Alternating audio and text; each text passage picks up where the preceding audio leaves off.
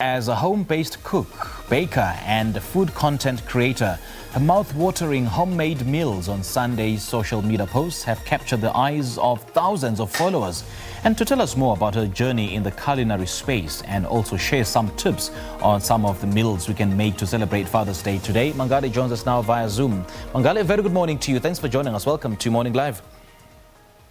Good morning, Simpiwe. Thank you so much for having me. I'm so excited.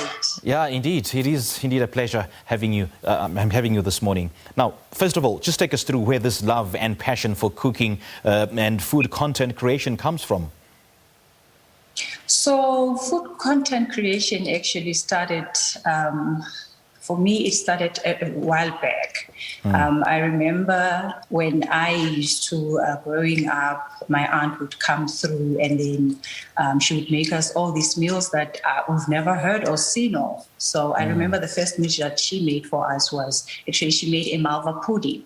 And that was something so tasty that I thought, wow, how did she make this? And did she even make it? And then she used to work as a domestic. And every time when I was in, because I moved from Kwakwa to Joburg to study, based in Pretoria. Okay. So when I visited her in Kempton Park, I would see her making these dishes for the families. And then I would ask her, how do you even know what to make? Because her recipes mostly were in Afrikaans. And then she would tell me, well, let's just wait and see what's going to come out of this. And then she would create dishes that would be tasty and smelling so good. You know, you would fall in love with the dish just by smelling the aromas of the dish. By the time you taste it, you are sold. So I think that's where it started. But the bug really beat me hard when I started having my own family and I started cooking for my husband and kids. And I started really more Googling and seeing what is done. And I think that's where it all started, and I've been running with it ever since. All right, speak to us about your personal favorite meals that you really enjoy to cook and eat. I love cooking easy meals. I love cooking meals that are easy to follow, that everyone can relate with. Yep. My favorite favorite would be my mom's dombolo and chicken stew. I still can't make it the way she make it, but that's my favorite. I'm still trying to make sure that she can teach me how she makes it, and that happens to be my father's meal as well. And here in Joburg, I like making lamb shank with mash, which happens to be my husband's favorite. And in fact, I'm going to be making that for him today. Yeah, that's the thing, man, about mom's cooking. There's just nothing can match mom's cooking. We may be close, but definitely not a match. Let's now talk about your social media presence and the food-related content that you put out there. Why did you decide to get into this space? And how do you decide on the dishes that you post? So what happens is, well, I draw so much inspiration from the people I look up to internationally and locally. Internationally would be Ina Garten, Anna Olsen, and Lorraine Pascali. I like their style of cooking. I love the cleanliness. I love how they present their dishes.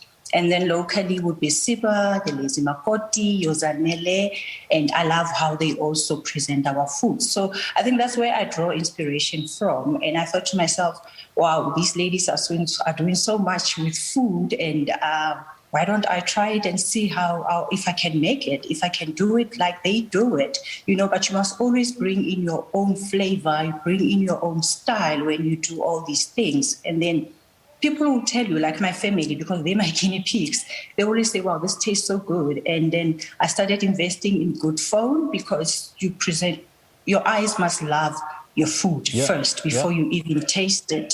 So I had to invest in a very good camera and also camera skills, because you need to know how to take pictures, which I'm still learning how to. But I think so far I'm doing okay. So food content creation, you take a picture, you see it, you love it. You must first love it before you can put it out there. And then obviously people will comment on it and say, wow, this looks good. How did you make it? And then you start being motivated. You start also being confident about what you do, and you create more. So every day you think food, you sleep food. When you wake up, it's food. And that's how it's been happening. And that's how I've been doing it and loving it. I mean, I love your passion, Mangale. I can see the passion in your eyes. And I've noticed that you are quite passionate about making African cuisine, such as chicken feet, magwinya, trotters, and tribe. Tell us more about this and why it's so close to your heart. Because it's food that I grew up eating, and it's very important that you do not forget that. And you also, I have kids, so my son loves magwinya. According to him, we should have a bucket full of magwinya all the time in the house. So I wake up, I make magwinya for him, and that's what they will eat all day, every day. So I love food that people can relate to, you know. We can't always be eating beef fillet with mushrooms, toppings and all, you know. Every time we need to go back to basics, which is the food that we grew up eating, your pap and stew, pap with cabbage, pap with morojo, which is my personal favorite. I love cooking simple dishes because, you know, when you come back from work, you're tired, you just want something that you can whip up quickly and let the family enjoy. So we love pap, eating Mangale Mofokeng. We love pap, we can eat pap every day. So I love that. I love with a side of morojo and a good stew. I mean, if it doesn't have meat in it, it's still okay, but it needs to be tasty. And yes, that's why I love making such food. It's okay if it doesn't have meat in it. It's okay. Yes, you need to sometimes go meat free. Yeah. No, Mangale, tell me, meat is expensive, so why not? I know, but I feel that a meal isn't complete without meat, man. That is why I've never even entertained the thought of being a vegetarian. I didn't catch that. That is why I've never even entertained the thought of being a vegetarian. Oh yes, yeah, no, you can't. All right, now how do you keep and make sure that you constantly better your craft as a cook?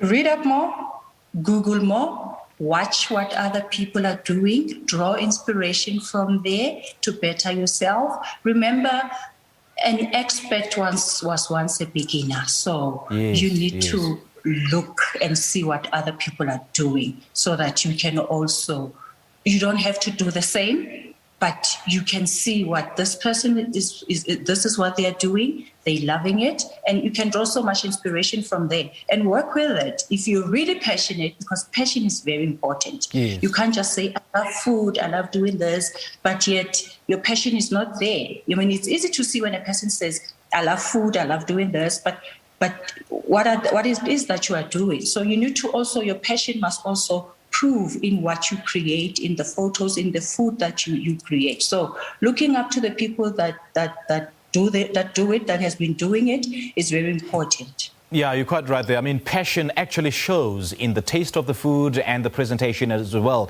in how the food looks. What are some of the challenges you face as, a home cook, a baker, and food content creator? The biggest challenge is, because I cook for people, especially on Sundays, I create meals for people. The biggest challenge that I have faced is people not being receptive of what you do, But I always say negative criticism is there. You can't really run away from it. But it must be something that you can, a positive criticism, something that you can build from. Give me something that, I can work with. Don't just say, your food is not nice. Tell me what it is that you did not like so that next time I know that, did I put too much salt? Then I can reduce on the salt, Give me your view. Yes, I will take it. But give me something as well that I can build from your review. Sure. Now, today is Father's Day. So what are some of the quick, easy, but delicious dishes you can actually make? I mean, you can share with us that we can make for our fathers or the father figures in our lives in celebration of this day. So if I was in Kwakwa, which is where I'm from, I would definitely make dombolo, chicken stew with a side of a veggie for my dad because he loves it.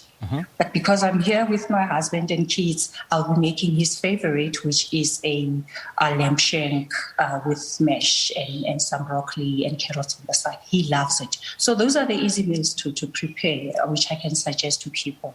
A good starch, flavorful stew, because you can never go wrong with stew, Yes. a nice thick juicy gravy that that dombolo is gonna suck.